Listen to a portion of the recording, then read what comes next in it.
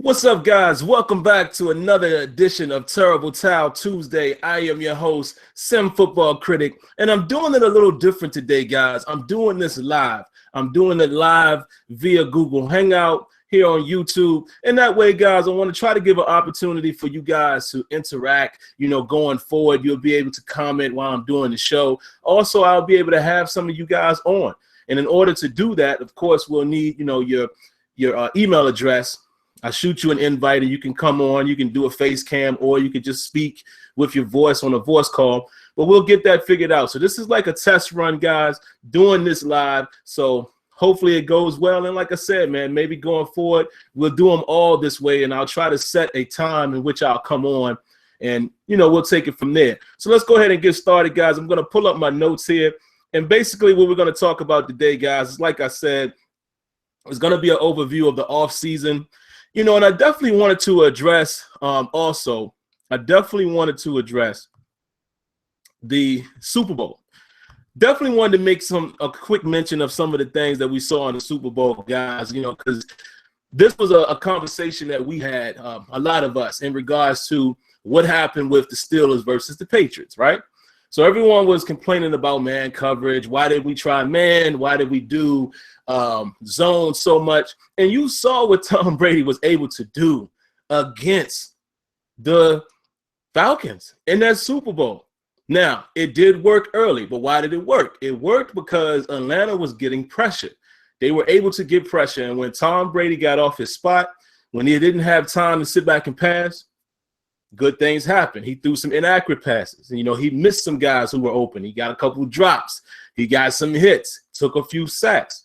But if you really look at it, when he had time, his receivers had no problem getting open.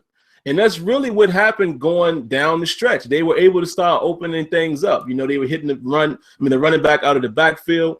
But my point was, the reason why Pittsburgh doesn't have that luxury, we're not afforded that luxury right now, because simply we don't have that type of pass rush.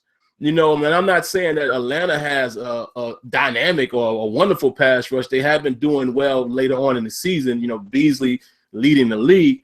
But regardless of who they were playing, if you don't get pressure and you stay in man coverage, eventually it's going to crack. And I just don't think our Steelers had that type of pressure, number one, and we may not have even had that personnel. And again, I'm not saying Atlanta had the personnel. I'm just saying we weren't getting pressure at all. So that's how it's gonna go. You know what I mean? And what's up, Tony? I see my boy Tony's in here. I see a couple guys in here. Like I said, man, I'm gonna try to do this live from now on. Try to lock down a time. Hopefully I could do it always around 12:30. Usually I'm home, and this is my lunch hour, guys. I do have the pleasure of working from home, thank God. But yeah, so let's go ahead and move it forward, man. I try to get through this the best I can. Let's talk about the free agents and what do I think is going to happen. Who do I think we're going to keep? Who's going to be let go, et cetera, et cetera. And this will be brief. I don't have a whole lot of time to spend on each person. We'll start doing that more week after week. I think I'm going to definitely keep this going on in the offseason. Maybe every week I'll pick one guy to talk about, or maybe I'll look at some prospects that I think the Steelers need to go after. And as we lead up to the draft, and of course, Combine will be happening soon. So, we're going to keep this thing going throughout the season, offseason, if you will. So, first up, unrestricted free agents, I think we all know who they are. Le'Veon Bell, Lawrence Timmons, Jarvis Jones, D'Angelo Williams, James Harrison, Marcus Wheaton, Landry Jones, Shamarko Thomas, Greg Warren, David Johnson, Ricardo Matthews, Cody Wallace, and Steven Johnson. All right, so let me talk about a couple of these guys. And I think some of these guys have actually already re-signed. I could be off, but I believe a guy like, what's his name, Greg Warren, I believe he re-signed. You would expect James Harrison and D'Angelo Williams, if they want to play, they may re-sign. James Harrison, more of a definite. D'Angelo Williams, not sure. And I'm going to talk about that in a moment. And I know my man Tony will appreciate what I'm going to say. All right. Le'Veon Bell, that goes without saying. Of course, he's going to be with the Steelers. What's going to happen, in my opinion, they're going to franchise tag him. And unless they're able to find a way to get him signed and Antonio Brown signed, Now, some people might say, well, Antonio is under contract. Yes, but y'all know how the Steelers work. If you know this team like most of us do, if you are a diehard Steeler, you know the organization, you know how they work, you know how contract and things like that work. You know the Steelers usually try to get you done in your last year, right? So you would expect Antonio Brown to get a deal. You wouldn't expect him to be franchised. You would expect him to get a deal this year. If they're able to find a way to get him and Le'Veon Bell signed, it may happen. If not, I believe Le'Veon Bell gets the franchise tag, and if I'm not mistaken, it puts him around $12 million. Hey, if you're Le'Veon Bell, you got to live with that, because I'm pretty sure some players, they come to you and they say, listen, we got to franchise tag you, and this is why. You know we want you long term, and I don't think he'll have a problem with that. You take that bread, and they'll work out a deal during this season, and he'll be signed the following season. So I think that's probably what's going to happen, just looking at the cap and things like that. Lawrence Simmons. I want Lawrence Simmons back, man. I think if Lawrence Simmons wants to continue playing, I mean, he is, I believe, 30 years old or 31. You keep him in Pittsburgh. You know, allow him to become our James Ferrier. You know, play for years and years and years. You know, of course, I believe Lawrence Simmons probably will expect right now that he knows that he's not going to get top money. It's just not going to happen. I mean, he's had those days. You know, he's not an old man, but he's older in terms of football. So I think Lawrence Simmons will realize that he'll take whatever, he'll do whatever it takes to stay with Pittsburgh, and I think he stays, and I really want him. After that season he had, I really need Lawrence Simmons to be there, because let's remember, our guys are still young, man. Our upcoming guys, Shaziers and guys like that, they're still relatively young, and Simmons, not only did he ball out, he still has that veteran leadership. You got to have that. And I'll look at some of you guys' comments here in a moment. We'll try to figure out how we're going to do that. So let me go through some of these guys. Maybe after I get through these guys, I'll check, see what you guys are saying. Jarvis Jones. This is a tough one. I say keep him as a backup. Let me preface that by saying as a backup. If he's a backup, keep him. He's not going to be a starter. So again, Jarvis Jones is going to fall into that situation. Hey, bro. You know you're not going to get big money anywhere else, probably not, unless he has a phenomenal agent. And I'm not saying the dude can't play. He just hasn't worked in Pittsburgh. So unless he has an agent that's going to make someone believe that they can go ahead and take that chance on him, he probably is not going to get a big offer. We need depth at the outside linebacker, even if he's not the best in our system. We need depth there. So what you do, if you could get him for cheap, go ahead and keep him as a backup. Remember, James Harrison says he wants to keep playing. We still don't know exactly how that's going to go, if he really does or not. But then you're still asking a 38, 39-year-old man to be your starter again all season. You're going to have some bodies that can spell him from time to time, assuming we don't, which I believe we're going to do this in the draft. But again, even if we draft somebody, he's a rookie. So for depth purposes, keep Jarvis Jones if you can. D'Angelo Williams, I don't know. I say keep him. But you got to think, man, what we going to do with Carlos Williams? Let's not forget that signing. You never know. Now, don't get me wrong. I'm not saying we wouldn't want D'Angelo back. I'm just saying this one is not as definite to me. James Harrison, if he wants to come back, you re-sign him. D'Angelo Williams is not as definite because you don't know. I think the Steelers might get a running back in the draft, as well as we do have Carlos Williams sign a future contract. And they're going to battle it out. I don't know what's going to happen with Toussaint, but I don't know. And he may have already signed. I can't remember. So you guys can correct me as I'm saying this. I should have looked at my stats. I usually have all my stuff together when I do this show, but this one I just kind of did on the fly. It's live. I didn't have all my notes. Forgive me. But I don't know. We'll see what happens with D'Angelo Williams. I'd take him back, but I'm just saying because of roster spot and things of that nature, you never know. Let's see who else we got here. Marcus Wheaton. It's another interesting one. If you can, I say keep him. We still don't know who's that second receiver. Thing is, how much money is he going to ask for? That's the thing. Marcus Wheaton can probably go somewhere and make some money, maybe make a little more than the Steelers is willing to offer him because he does have potential. He's still a speedy guy. He's okay. Just hasn't done that great with the Steelers. I still think he hasn't had all of the opportunity because of the position, he plays, and you got AB and you got other guys like Martavis Bryant took most of the shine last year. before this past season. So I still think Marcus Wheaton can play. Injury bug is a factor, though. So we're going to have to see what happens there. We do have some other young talent, a la, Eli Rogers.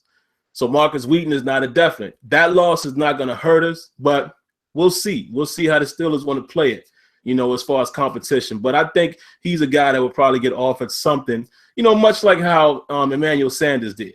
Maybe not that big of a contract, but I'm sure somebody out there, even somebody like the Patriots, would look at Marcus Wheaton and bring him in. So we might lose him. Landry Jones, another tough one.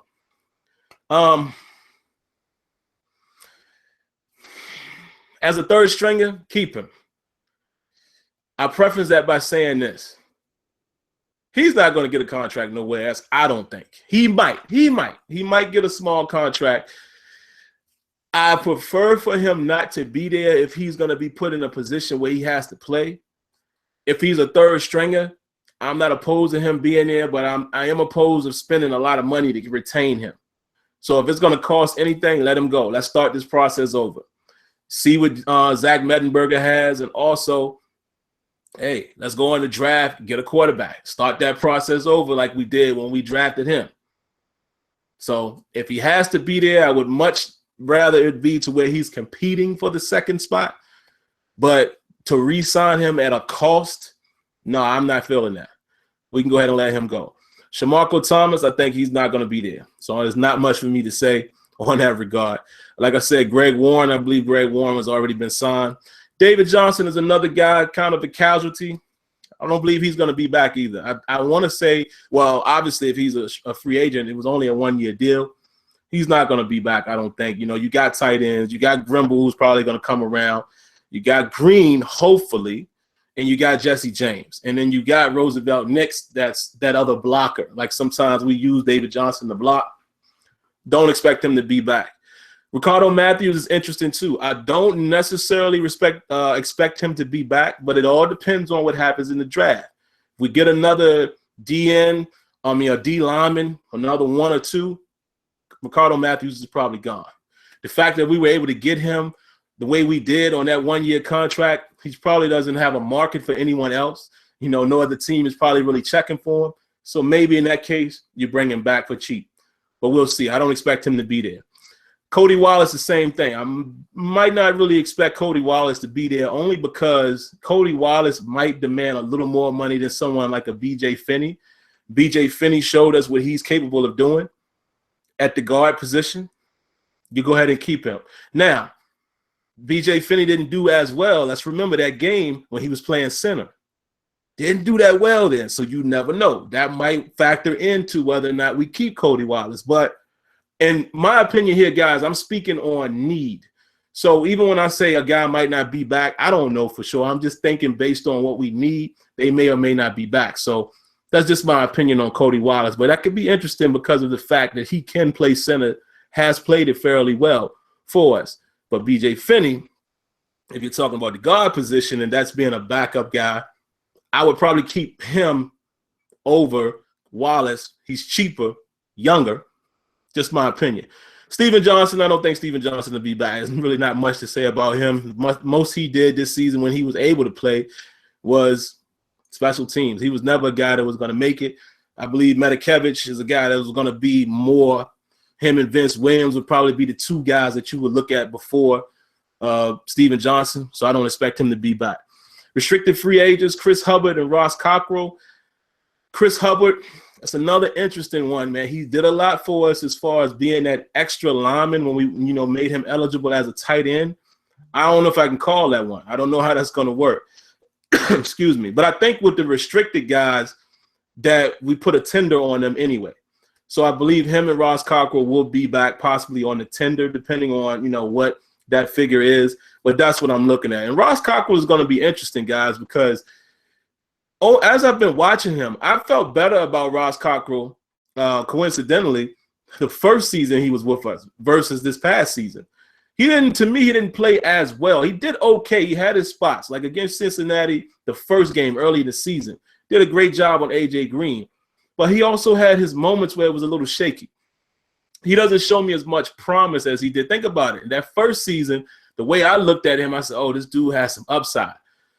It didn't really go up to me this season. It kind of stayed right there. And I'm not saying he can't play. I'm just saying he could be another guy that is possibly replaceable via the draft or what have you.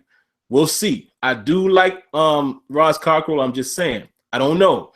I don't know yet. And closer we get to it, guys, we'll be able to come back and have these conversations when we find out who they keep and who they don't and why.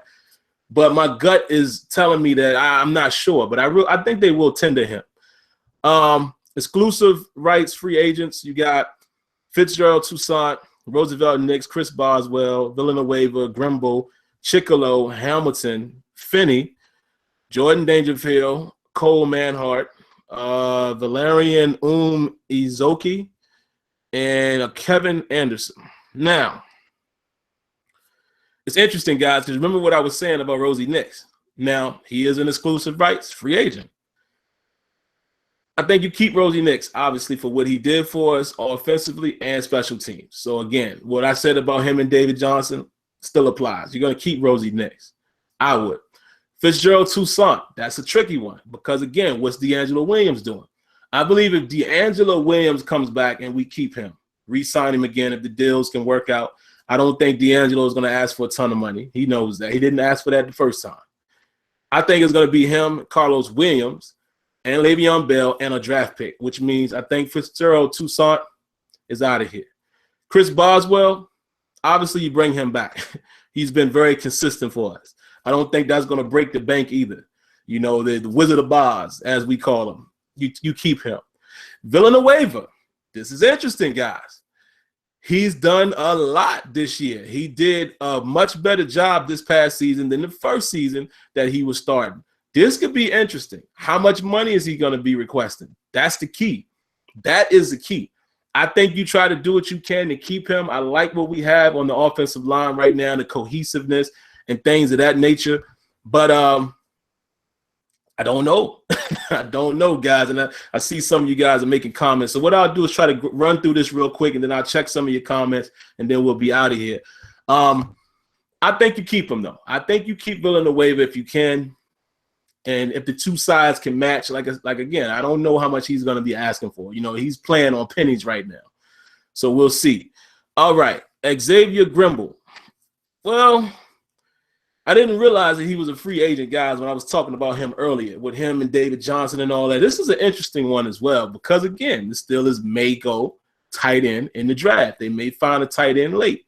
Love Jesse James. He has upside. He still has a lot to work on, but I like what he can bring to the table. Obviously, if Ladarius Green is able to play, that's the guy you want to start, or at least him and Jesse James rotating with time. Grimble, if he's cheap, go ahead and bring him back. He's a raw talent. He didn't really show me a whole lot of can do, as far as everything that you ask from your tight end, but he had flashes of making big plays. In the Baltimore game, he catches the first touchdown. So he's a guy that can be used somewhat like a Ladarius Green, maybe not as fast, but he's more an athletic type of tight end like that. So if he's cheap, bring him back. If not, look for the Steelers to go get a tight end in the draft because we're going to need one. We're going to need somebody. So either him or David Johnson is going to have to be cheap if they stay with us. If not, expect them to look for a tight end in the draft. And what if Ladarius Green can't play? What if it's a career thing? That gets interesting, right? But I don't even want to think about that yet. All right. Anthony Chicolo. Man, I know my man Tony going to feel me on this one. I really like Chicolo, man. I've been rooting for Chicolo since we drafted him because, seeing him play in college, I liked what he could bring to the table. I thought Chicolo could be one of those guys that would turn into like a Brett Kiesel type or an Aaron Smith type. One of those guys that you didn't know was going to be a beast. Brett Kiesel probably is more appropriate for that example because you didn't know that Brett Kiesel was going to turn into the Beard. You just didn't know that, but he did. And I thought that Chicolo had those intangibles. He was a big guy. Then he started showing promise with the pass rush. So I'm thinking, this guy's going to be special. He's going to be something. But once they cut him, then he went to the practice squad and they re-signed him. that rookie contract is voided, so he's now a free agent. I don't know, guys. Again, what could save the Steelers in this scenario is, think about it. Most of these guys on this list, they don't have a lot of demand out there. You know, how many people are going to be really dying to get Anthony Chickalo? So we may have a opportunity to re-sign some of these guys on the low for the cheap. Hopefully that's the case. I really like him, but, you know, again, dealing with the cap, we all know the Steelers cap is not at the best position right now. It is what it is. Some of these guys may be casualties. I would like for him to come back. I think there's still something there with him. Remember, in training camp, they were saying that he was looking like the best edge pass rusher early on. He took a setback, had an injury, and he just never quite got it back. And then, of course, you know, when it was time for him to play again, Dupree was back. So it's like, you know, you ain't going, you know, you're not going to replace Dupree, and you definitely ain't going to put him on the edge where James is at when James is playing solid ball. So his opportunity just really wasn't there. But we'll see how that works out. BJ Finney, he's a free agent. I didn't realize that as well. I think you signed him back without a doubt. You signed him back. And I think the same thing happened to him. The way we did sign him, even though it was a rookie, the way it happened, you know, the contract ends up being like a 1 year or so, a 2 year, whatever the case. You know, the original contract gets voided. So he's a free agent as well. And also Jordan Dangerfield. And I think, if I'm not mistaken, he may have already re-signed. So I like that re-sign. I like Dangerfield, man. Dangerfield is a solid tackler. And if you guys notice, if you've really been watching the games closely, in the last half of the season, Dangerfield was coming in on like first down situations, you know, for run support. And he's good on special teams. Get him back. He's another guy. To me, he reminds me of like an Antoine Blake. Ain't no whole lot of teams going to really be trying to get him because they don't really know what he has yet. But I think he could flourish in the Steelers, you know, type of system. I don't know how much play time he will get, you know, considering the fact that Sean Davis really just took that over, you know, for him and Robert Golden. But, hey, I might rather have Dangerfield play more than Robert Golden. I'd rather see what he can do if Davis is not in the game versus Golden. I used to like Golden, but Golden didn't look good at all this year, guys. Think about when he was starting. Think about the Miami game, all of them bad pursuit angles he was taking. And look at the game against the Patriots, when Hogan scored, when Brady had the ball like 9 seconds. He never even looked to Hogan's side. So I'm like, excuse me, give somebody else a chance. I actually like Dangerfield to get a chance more so than Golden. That's just my opinion. And these other guys, these are just practice squad guys. They're not going to be there. Cole Manhart, nope. Valerian Izuki, nope. And Kevin Anderson. See you guys later. You guys are really not going to be there. So as you can see, guys, I mean, the bulk of our team is intact. And we got a good chance, man. We got to make some things happen in the draft. Let me see what some of you guys are saying here, man, real quick before we get out of here. A lot of comments here. I don't know if I'm going to be able to get through all of them. What up, Neff? What's going on with you, man? A-Dub. Still D. He says 3 years in a row, Le'Veon failing out and not giving us anything in the playoffs. So what are you saying, though? So are you saying not to sign Le'Veon? Or are you just making a comment? Because that's kind of a, you know, that's kind of a vague statement. So are you saying we shouldn't re-sign Le'Veon Bell? If that's what you're saying, I definitely don't agree with that. Now, I do understand what you're saying. He hasn't, just the third year, he hasn't really done much in the playoffs. I mean, to be honest, man, this is just my opinion. Some people just get hit with the injury bug. Some players are just like that. You know, I can't hold that against players because when Le'Veon Bell is on the field, come on, he produces. So I'd rather take a chance with him and see. But again, that's probably why you franchise him. You know, they probably won't rush to sign him because they'll see how another season works out minus, you know, without suspensions you would expect, and also seeing if he has a full season healthy. But, yeah, I think you franchise tag him. You definitely get him back in there. All right, Black Lion says, let Williams go if and only if you are willing to draft a running back. If you think Jamal Charles is healthy to play. Yeah, that's a good question. You're right.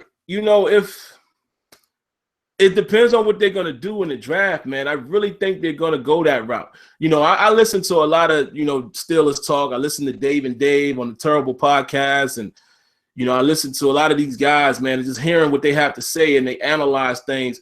And a lot of people are feeling like the Steelers are probably definitely going to go after a running back in the draft, late in the draft. I'm thinking 4th, 5th, maybe even 6th round. So it's definitely going to depend on what happens in the draft, man, determining his future. We'll see what happens. BJ Finney is kind of boss. Yeah, he is. We got to keep BJ Finney for sure. Hubbard is nice. Yeah, Tony, I agree with you. It's crazy, man. When it comes to free agents, you just never know what the organization is looking at. Cockrell was good, but can't play man, it seems. That's what I'm saying. Cockrell could be a replaced guy. Think about this, Steelers fans. We might have to just go for youth. And we may have to just take a chance and draft another guy. You see Artie Burns already playing this year. So it's like, maybe we go that route, man. Maybe it's just that rebuilding period where a lot of rookies are going to start getting a shot. I don't know, but we'll see. Berry would make our secondary scary. You talk about Eric Berry? Yeah, well, here's the thing, guys, and I know Tony knows this, and a lot of diehard, dry-blooded Steelers fans know this.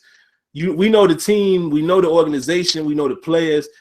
The Steelers don't go after big-time free agents. They just don't do it. They don't spend their money there. They're definitely not going to do it this year, considering you got all of these contracts that are coming due.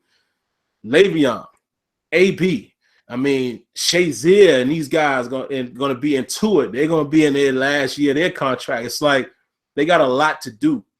So I wouldn't expect any Eric Berry type of guys like that. They going to demand some money. I ain't going to say I was surprised, but somebody like Eric Weddle was probably the biggest reach that we took, and we still weren't willing to give him the money that the Ravens gave him. So it's that notion ain't going to happen, brother. Let's see what else you guys got here. It's a few safeties in the draft, guys, on the LSU. Yeah, there's some safeties out there. Let me talk about that, man. What do y'all think about Mike Mitchell? Y'all let me know in the comments. What do y'all think about Mike Mitchell? Because me and my boy Tony was talking the other day, and we said maybe move William Gay to safety if you're going to keep William Gay, because he's under contract, but I'm just saying anybody can get released and cut. You just saw Justin Gilbert got released. But what do y'all think about the safety spot? Here's my assessment of Mike Mitchell. He's a hitter. I love his physicality, but sometimes because he's a hitter, he takes bad angles, and he's also slow to the ball. He's not a roaming safety, and that's where we are hurting because, granted, NFL quarterbacks know how to beat anybody. Let's keep it real. You get the coverage you want. They know how to place the ball, get their receiver open, and you don't expect the safety to make the play all the time. But that middle of the field is always a problem area for the Steelers, particularly in third and distance, third and long, sometimes fourth and long, and we give it up right over the middle. Now, I know part of it is the linebackers, but another part of it is the safeties, the deep safety. I'm not talking about, Sean Davis, because he's playing a relatively different spot of the field, at strong safety, unless they rotate him back like in the sub package.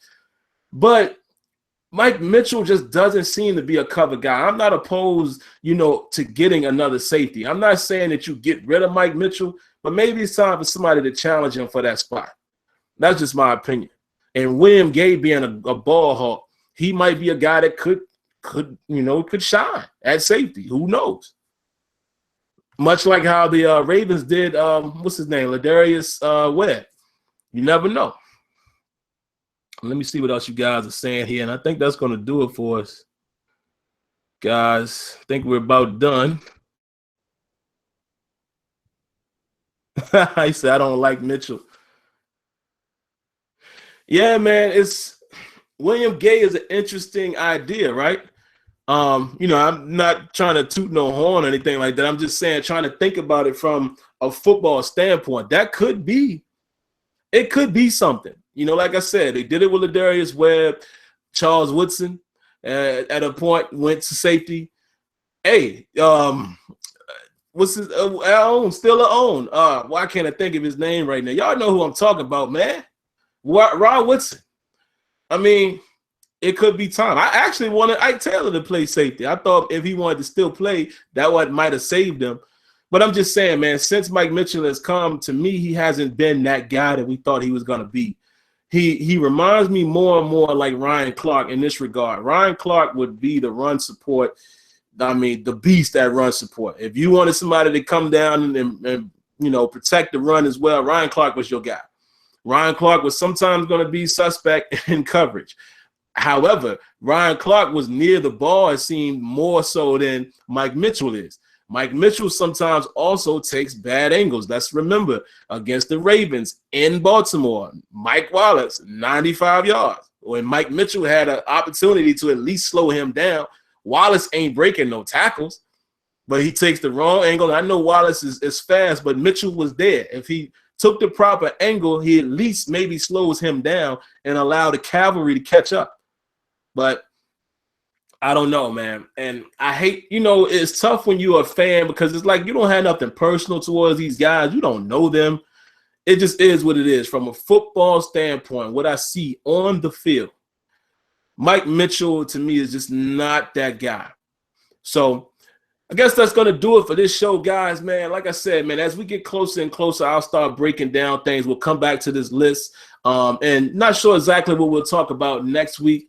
But we'll see. I'll keep you guys informed, and I was happy to bring this to you guys. And y'all let me know, man. Y'all let me know here in the comments, even after the show, because I can still come back and see them. Or for you guys who are going to see this going forward, let me know. Do you like this format? I think it could be a good idea. Again, I can interact with you guys live on the spot, and then also I can bring you guys in. You can call in, or you can appear on screen like I am. All I need is an email address. And we'll do it like that. And then we can also have a show where it's a segment, where it's just me and a Steelers fan. Or maybe I could get Tony on one of these times. I know Tony, works throughout the day, much like I do. Like I said, I'm on my lunch break. So I don't know if that's going to happen. But we'll try to figure something out. And this is probably going to be the best time of day that I can do it. Tuesday evenings is probably not going to work. But we'll see. We'll figure things out. But again, guys, appreciate everybody for watching. And that's all I got for you. So, of course, guys, for the archive version, y'all are going to see the screaming face appear on screen. Go ahead and click on that to sub to the channel. And like always, I will always promise you guys, it will never hurt you to hit the like button. All right, guys, until next time, forever rep those Steelers, even though we're in off season. And we'll see you guys back next week. Peace.